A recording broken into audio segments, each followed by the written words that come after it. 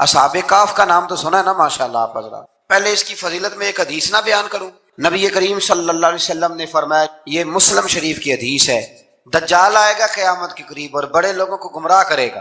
تو حضور نے فرمایا جو سورہ کہف کی 10 آیات زبانی یاد کر لے نا، وہ دجال کے فتنے سے بچ جائے گا. اللہ توفیق عطا فرمائے. اس سورہ مبارکہ کی آیت نمبر 9 سے اصحاب کہف کا ذکر شروع ہوتا ہے. اصحاب کہف، جب حضرت عیسیٰ علیہ السلام کو اللہ کریم نے چوتھے آسمان پہ بلا لیا نا، تو دقیانوس نام کا ایک بادشاہ ہوا بنی اسرائیل کے اندر، بڑا ظالم تھا. اس نے گمراہی پھیلا دی اور جو لوگ معاذ اللہ کفر اور شرک نہیں کرتے تھے انہیں قتل کروا دیتا. تو 7-8 نوجوان اپنا ایمان بچا کے بھاگے. او ہو اللہ اکبر، ساری دنیا مال بچا کے بھاگتی، وہ 7-8 نوجوان اپنا ایمان بچا کے بھاگے کہ یہ ہمیں کہیں کفر کی طرف نہ لوٹا دے. تو جا کے ایک غار کے اندر چلے گئے تو ایک کتا بھی ان کے ساتھ ہو گیا. انہیں کتے کو بڑے روڑے مارے کہ یہ اگر بھونکے گا، آواز نکالے گا تو ہم پکڑے جائیں گے، ہم نے تو چھپنا ہے. پر اس کو نا ولیوں سے پیار ہو گیا. اس نے کہا بھگاؤ جتنا مرضی مجھے، فطرت میری ہے کہ میں بھونکتا ہوں، پر جب اللہ کے ولی ہوں تو پھر میں ادب کرتا ہوں. یہ قرآنی واقعہ ہے. اچھا، یہ عین وہ واقعہ ہے قرآن مجید کا کہ جو بہت ساری چیزوں پر ویسے ہی نص ہے اور بہت ساری زبانیں ویسے ہی گنگ ہو جاتی. تو وہ 6-7 لوگ تھے، وہ چلے گئے غار کے اندر، جا کے انہوں نے پناہ لے لی. بادشاہ کو پتہ چل گیا کہ غار کے اندر ہے. اچھا، اللہ کی قدرت، جیسے ہی داخل ہوئے انہیں نیند آ گئی، یہ سو گئے. اور قرآن مجید کہتا ہے، قرآن مجید کے یہ لفظ ہیں کہ کتا غار کے منہ پر بازو پھیلا کے بیٹھ گیا، گویا اپنے مالکوں کی خدمت کر رہا ہے. اب میاں صاحب کی ایک بات کر لیں درمیان میں. میاں صاحب فرماتے ہیں جنہ تنا وچ عشق نہ رچیا، کتے ہونا تھی چنگے، اور چلو مالک دے کر راکھی کر دے، صابر بھوکے ننگے. یہ دیکھو نا کہ اتنا تو ان کے اندر بھی کمال ہے. اپنے نا دونوں بازو پھیلا کے کتا بھی غار پہ بیٹھ گیا. ان کو نیند آ گئی. بادشاہ نے پتہ کرایا کہاں بھاگ کے گئے، تو کہا وہ غار کے اندر ہیں. بادشاہ کہنے لگا کہ ان کی سزا یہ ہے کہ ایک دیوار چن دو غار کے منہ میں، غار کوئی بند کر دو. جس بندے کی ڈیوٹی لگائی نا غار چننے کی، بندہ بڑا نیک تھا، اس کو دیوار بنانے کا ذمہ دیا. اس نے نا دیوار بھی بنائی اور ایک تختی پہ نا سب کے نام لکھے، اور وہ تختی ایک صندوق میں رکھ کے وہاں بند کر دی. اور اسی طرح کی ایک تختی اس کے نیچے لکھا کہ ایک تختی ان کے ناموں کی نا میں مال خزانہ میں بھی بند کر رہا ہوں. اللہ تبارک و تعالیٰ کی قدرت کے بعد مفسرین نے لکھا ہے وہ 100 سال تک سوئے رہے، اور بعض نے لکھا ہے کہ 300 سال تک سوئے رہے. 300 سال کے بعد اس طرح ہوا کہ حکومتیں بدل گئیں. بیدروس نام کا ایک بادشاہ آ گیا، وہ بڑا نیک دل تھا. اس نے ہر طرف حضرت عیسیٰ علیہ السلام کی شریعت کا پھر سے نعرہ بلند کیا. اب نا کچھ لوگ ایسے تھے جو منکر ہو گئے تھے کہ مرنے کے بعد دوبارہ کیسے اٹھیں گے. بادشاہ ایک دن حجرے میں گیا، جا کے دعا مانگی، یا اللہ کوئی ایسی بات دکھا جس سے لوگوں کا ایمان پکا ہو جائے. اس طرح کے بھی بادشاہ ہوا کرتے. تو رب کریم نے کہا میں نے تو پہلے ایک راز چھپا کے رکھا ہوا ہے، کھول دیتے ہیں. اس نے دعا مانگی، اور ادھر کیا معاملہ ہوا، ایک چرواہا بکریاں چرانے والا وہاں سے گزرا. اس نے سوچا یہ دیوار ہے، اگر اس کا منہ کھول لوں نا کبھی تو میری بکریاں یہاں تھوڑا سا دھوپ کے اندر سستا لیا کریں گی. اس چرواہے نے کیا کیا کہ اس نے وہ دیوار گرائی تاکہ میری بکریاں اندر جایا کریں. وہ دیوار گرائی تو اس نے اندر 6-7 لوگ سوئے ہوئے دیکھے اور کتا بھی سویا ہوا دیکھا. اللہ تبارک و تعالیٰ اپنی قدرت سے، اپنے فضل سے ان کی کروٹیں بھی بدلتا رہا. اپنی قدرت سے ایک طرف انسان پڑا رہے نا تو اعضاء گل جاتے ہیں، ان کی کروٹیں بھی بدلی جاتی، مناسب روشنی بھی دی جاتی اور حرارت بھی. اس نے دیوار گرائی تو ان کی آنکھ کھل گئی. ایک دوسرے سے کہنے لگے آج تو بڑی گہری نیند سوئے ہیں یار، آج تو لمبی نیند پوری کر لی، چلو بھوک بڑی لگی ہے ایک دوست کو بھیجو. یہ سارا واقعہ قرآن مجید میں موجود ہے، میں اپنے لفظوں میں بیان کر رہا ہوں. جاؤ ایک دوست کو بھیجو بازار سے نا کھانا لے آئے. پیسے وہی 300 سال پرانی کرنسی. وہ جب نان بھائی کی دکان پہ گیا نا سامان لینے، اس کو پیسے دیے تو نان بھائی نے ہاتھ پکڑ لیا، کہنے لگا میاں تو کدھر سے آیا، یہ کون سے پیسے؟ اس نے کہا پیسے کاہے کہ میں بھی سوچ رہا ہوں کہ حالات بدلے ہیں، سارے حضرت عیسیٰ کا کلمہ پڑھ رہے ہیں، ماحول اور ہے. اس نے کہا تیرے ہاتھ کوئی خزانہ لگ گیا. یہ تو ہم نام سنتے تھے کہ یہاں کوئی دقیانوس نام کا بادشاہ رہے، کوئی خزانہ، بتا کہاں سے لیے. شور ہوا، حاکم شہر تک خبر پہنچی، بادشاہ تک پہنچی. اس نے بتایا کہ بھائی ہم تو دقیانوس کے ڈر سے بھاگے ہیں، کل بھاگے ہیں یا آج سویرے، اتنا زیادہ ہمیں پتہ نہیں، کل یا آج سویرے بس نا. اتنا سا ہمیں یاد ہے کہ ہم گئے تھے. بہرحال لوگ جمع ہو گئے، اکٹھے ہو گئے، غار تک پہنچے. اب جو غار کے اندر تھے وہ پتا کہتے کہتے لگتا ہے ہمارا دوست پکڑا گیا ہے. پکڑا گیا ہے تو اب بندے جمع ہو گئے. وہ اندر ڈر رہے تھے، تسبیح کر رہے تھے، اللہ کو یاد کر رہے تھے. ادھر یہ پہنچ گیا. جب ان لوگوں نے یہ جیتا جاگتا رب کے فضل کا نمونہ دیکھا اور بادشاہ نے کہا کہ یہ کیا ہے، صندوق کھولا تو اس کے اندر وہ تختی لکھی تھی کہ یہ ان کے نام ہے، یہ دقیانوس سے ڈر کے بھاگے ہوئے ہیں، یہاں یہ سو رہے ہیں اور اسی کی ایک تختی میں نے فلاں جگہ بھی دفن کیا، وہ تختی بھی وہاں سے نکل آئی۔ اب سب لوگوں کی آنکھوں میں آنسو آئے اور سب کہنے لگے لا الہ الا اللہ، لا الہ الا اللہ، لا الہ الا اللہ۔ سب کہنے لگے ان اللہ علی کل شیء۔ جب ان کی بات پوری ہو گئی، لوگوں کے ایمان پختہ ہو گئے، تو اصحاب کہف کہنے لگے کہ ہمیں اب اجازت ہے، ہم پھر دوبارہ غار میں جاتے ہیں۔ وہ غار میں گئے تو رب نے پھر انہیں موت عطا فرمائی، نیند عطا فرمائی، تحفہ دیا۔ بادشاہ نے پھر اس کے آگے دیوار بنائی اور وہاں بادشاہ نے ایک مسجد تعمیر کرا دی، لوگ زیارت کرنے جاتے۔ یہ اصحاب کہف کا ذکر ہے۔ اب یہاں ہمارے مفسرین نے لکھا ہے کہ وہ جو کتا تھا نا، وہ بھی ساتھ ہی تھا۔ اللہ قیامت والے دن اسے انسانی، یا تو انسانی شکل ملے گی، یا جیسے رب کا فضل ہوگا رب کریم اسے بھی جنت عطا فرمائے۔ اس نے تبلیغ کی، دین کی، اس نے کیا کیا؟ تبلیغ کی، نمازیں پڑھی، روزے رکھے، حج کیا، 10 ہوتے صحیح اس کیتا کی۔ اسی آخی نا خدا کے فضل سے ہم پر ہے سایہ غوث اعظم کا، ہمیں دونوں جہاں میں ہے سہارا غوث اعظم کا۔ لوگ پریشان ہو جاتے ہیں، کہتے ہیں کس طرح کی بات کرتے ہو؟ تو میں نے کہا اصل میں تیرا عقیدہ کچا ہے۔ وہاں تو کتا چلا جائے ولی کے پاس تو رب اسے جنت دے دیتا ہے، تو جیگتا جاتا مومن جائے تو اللہ کیوں فضل نہیں فرماتا؟ اس سے آگے نا پھر آیت نمبر 32 ہے، اس میں اللہ تبارک و تعالیٰ نے 2 لوگوں کا واقعہ بیان کیا۔ فرمایا ایک شخص کے انگوروں کے باغات تھے اور چاروں طرف سے انہیں کھجوروں کے درختوں نے گھیر رکھا تھا، اور درمیان میں کھیتی بھی تھی اور بیچ میں دریا بھی بہ رہا تھا، اور ان باغات نے بہت عمدہ فصل دی۔ ایک دن یہ شخص اپنے ساتھی سے کہنے لگا میرا مال اور افرادی قوت تم سے زیادہ ہے، مجھے یقین ہے کہ یہ باغ کبھی برباد نہیں ہوگا۔ اول تو مجھے قیامت کا یقین ہی نہیں معاذ اللہ، لیکن اگر قیامت آئی تو مجھے وہاں سے بھی بہتر مال ملے گا۔ اس کے دوسرے ساتھی نے کہا تو اپنی اصل کو بھول گیا ہے اور تو نے اپنے خالق کی ناشکری کی جو کہ وحدہ لا شریک ہے۔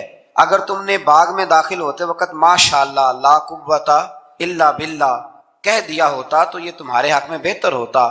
اگرچہ مال اور اولاد میں تم سے کم ہوں، لیکن میرا ایمان یہ ہے کہ اللہ تعالیٰ مجھے اس سے بہتر نعمت عطا کرے گا، اور آسمان سے کوئی آفت آئی اور تمہارا باغ تباہ و برباد ہو جائے گا، یا اگر اس کا پانی زمین میں دھس گیا تو پھر تم اسے تلاش نہ کر پاؤ گے۔ بالآخر اس شخص کا باغ برباد ہو گیا۔ وہ جو کہتا تھا نا مجھے یقین نہیں قیامت نہیں آئے گی، اس کا باغ ہی، اور وہ کف افسوس ملتے ہوئے کہنے لگا کاش میں نے شرک نہ کیا ہوتا، لیکن پھر اس کا کوئی نہ مددگار تھا اور نہ حمایتی۔ آیت نمبر 45 میں اللہ تعالیٰ نے دنیا کی زندگی کی ناپائیداری کو ایک مثال سے بیان فرمایا کہ آسمان سے بارش نازل ہوئی، گھنا سبزہ نکلا، پھر وہ سوکھ کر چورا چورا ہو گیا، جسے ہوا اڑا کے لے گئی۔ مال اور بیٹے تو محض جیتی دنیا کا سنگار ہے، جب تک تم زندہ ہو تب تک مال بھی ہیں اور بیٹے بھی ہیں۔ والباقیات الصالحات، اگر کچھ ہے باقی رہے گی تو تمہارے اچھے اعمال باقی رہے، اور اگر اولاد نیک ہوئی تو وہ بھی باقیات الصالحات میں شامل ہو جائے گی۔ آیت نمبر 47 سے فرمایا کہ قیامت کے دن تمام روئے زمین پر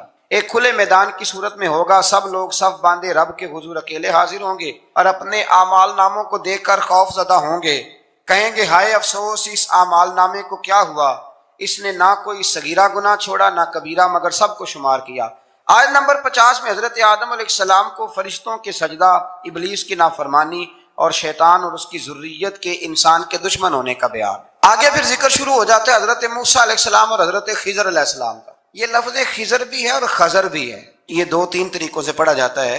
حضرت خضر کے بارے میں مختلف روایات ہیں کہ یہ ولی ہیں کہ نبی ہیں، لیکن مضبوط رائے اکثر بزرگوں کی یہی ہے کہ یہ بھی اللہ کے نبی ہیں، اور بعض نے لکھا ہے یہ ہمیشہ سے زندہ ہیں۔ یہ 2 اللہ کے نبی حضرت الیاس علیہ السلام اور حضرت خضر علیہ السلام، یہ دونوں ہر سال حج میں بھی جاتے ہیں، کیونکہ ایک روایت ملتی ہے کہ محبوب کریم علیہ السلام حج پہ گئے تو فرمایا میں الیاس اور خضر کو پہاڑوں سے اترتے ہوئے دیکھ رہا ہوں۔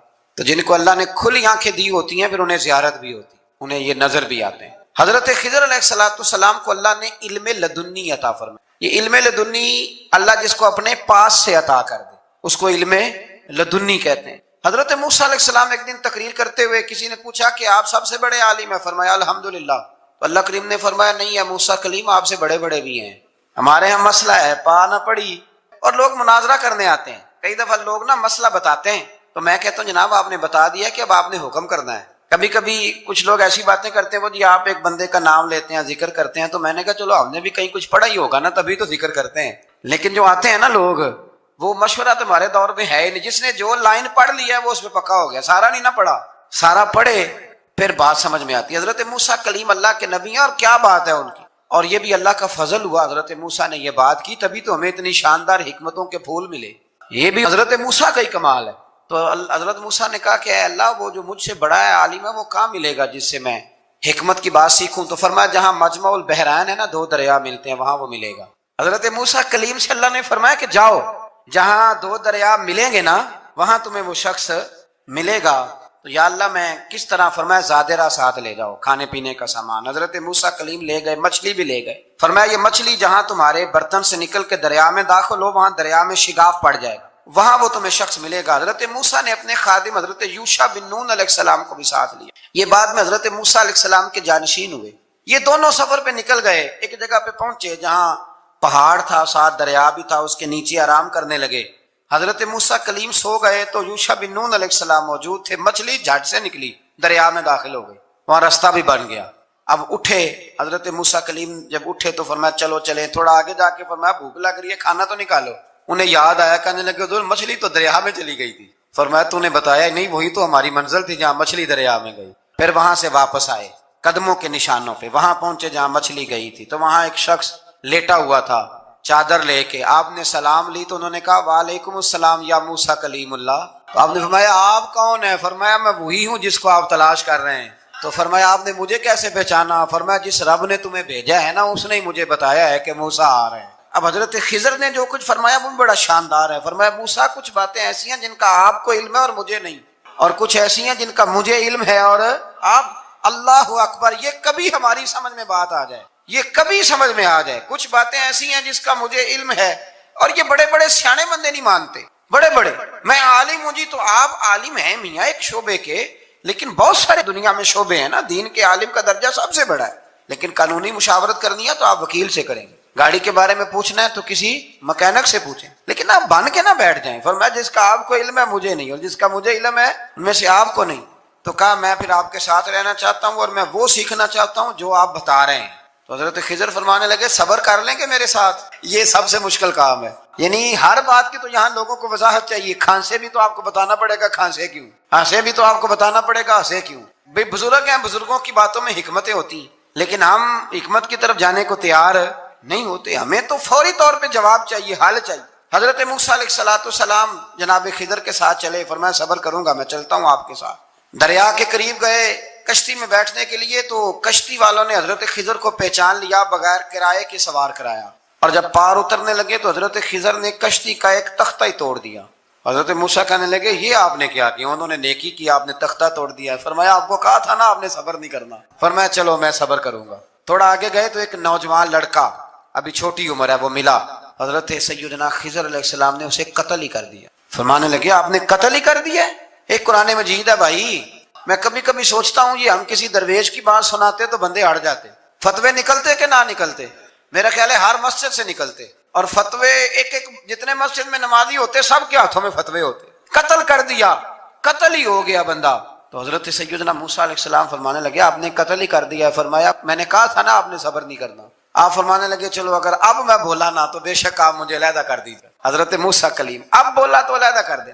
ایک بستی میں داخل ہوئے، بستی کے لوگوں سے پانی مانگا تو انہوں نے پانی بھی نہ دیا، آرام کرنے کو جگہ بھی نہ دی. پر وہاں ایک دیوار گر رہی تھی، حضرت خضر علیہ السلام نے سیدھی کرنی شروع کر دی. ساری دیوار بنائی. تو حضرت موسیٰ کہنے لگے کن لوگوں کی خدمت کر رہے ہو جنہوں نے پانی بھی نہیں دیا، انہوں نے پانی تک نہیں پوچھا. فرمانے لگے بس بھیا آپ نے وعدہ کیا تھا کہ اب بولیں گے تو بے شک علیحدہ کر دیں. آپ بولیں، اب آپ کا اور میرا ساتھ زیادہ نہیں چل سکتا.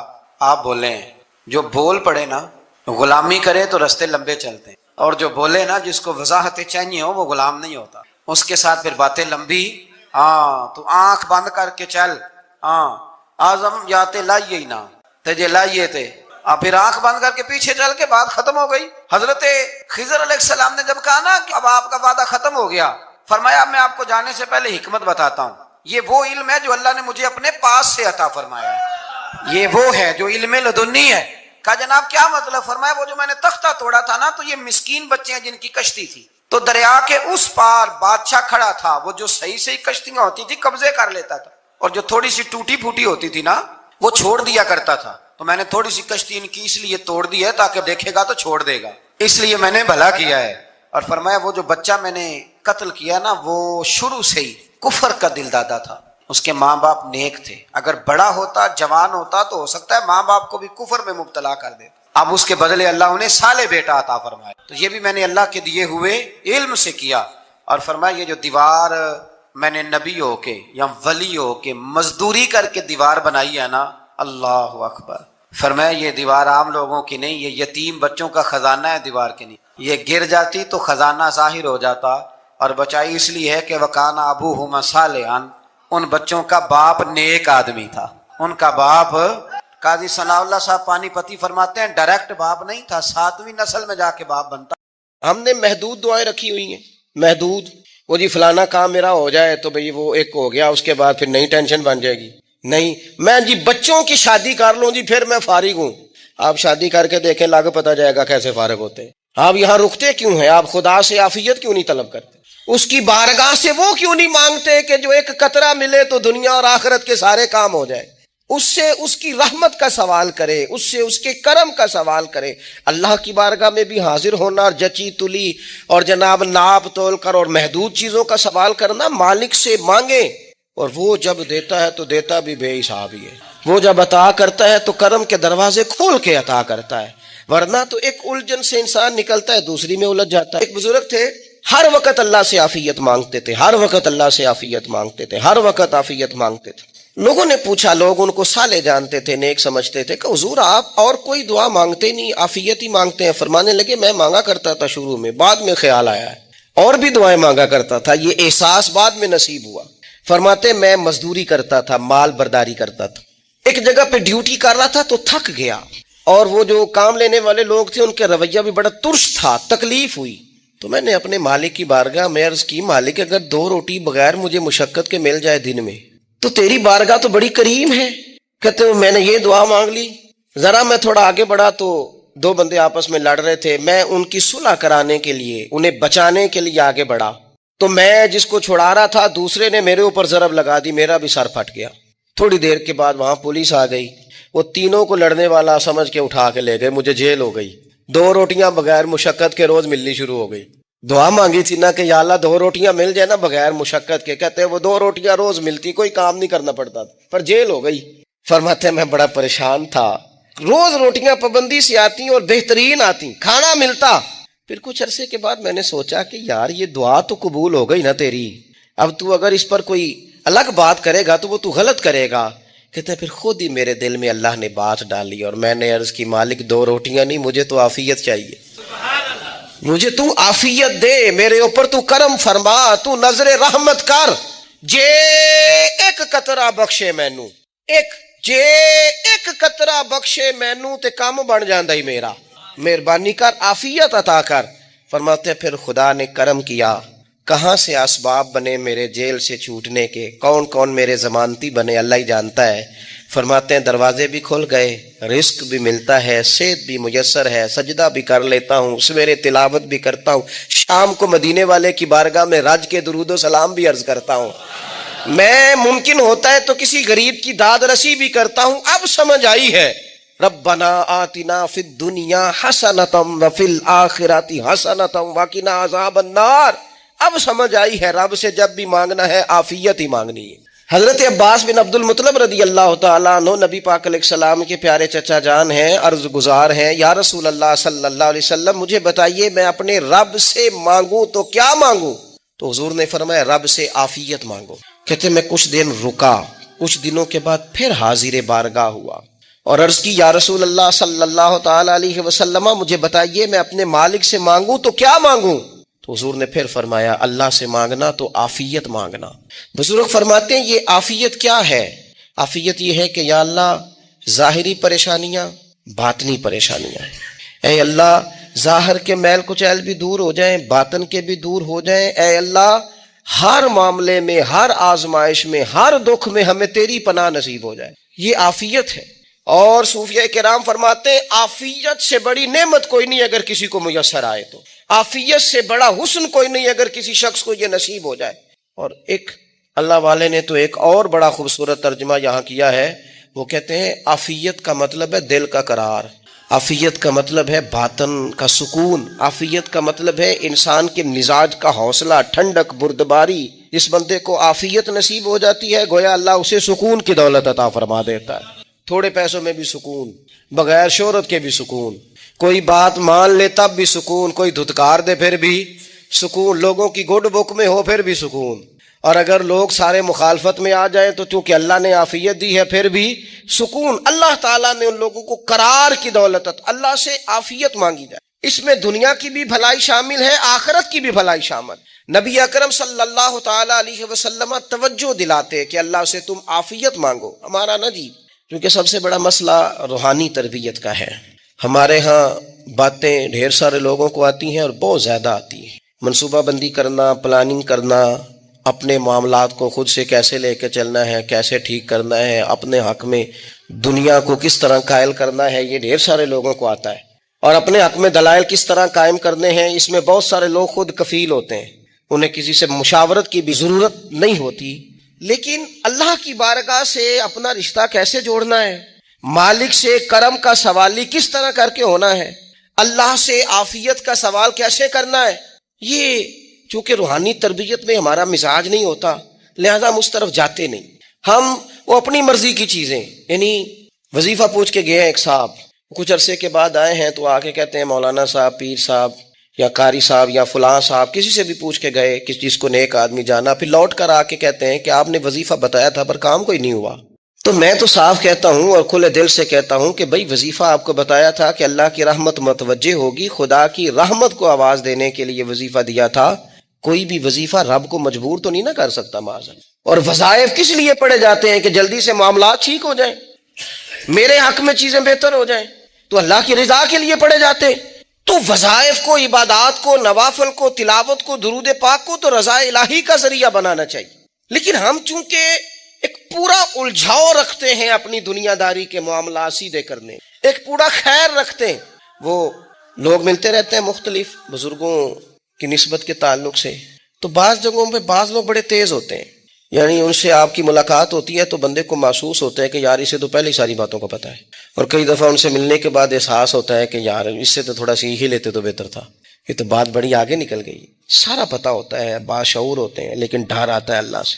اتنا باشعور آدمی، سمجھدار، پنچایت، پریا، لوگ، دین، دنیا سارا پتہ ہے، نماز کا ٹائم آ گیا تو وہ چھپتا پھرتا ہے.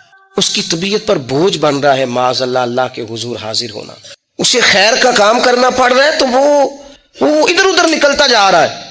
تو سوال یہ ہے کہ پھر یہ شعور کا کیا مطلب رکھا ہوا ہے ہم نے؟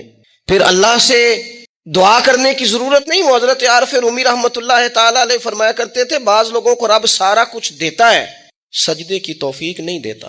اس کا مطلب یہ ہے کہ وہ کہتا ہے یہ سارا کچھ لے اور نکل جا، میرے گھر نہ آنا، رکھ سارا کچھ پاس. رب سے عافیت مانگی جائے، اس سے اس کا فضل مانگا جائے، اس سے اس کا کرم مانگا جائے. اللہ کے پیارے رسول صلی اللہ تعالی علیہ وآلہ وسلم اس عافیت مانگنے پر زور دیتے، توجہ دیتے. میں آپ کو صحیح بتاتا ہوں،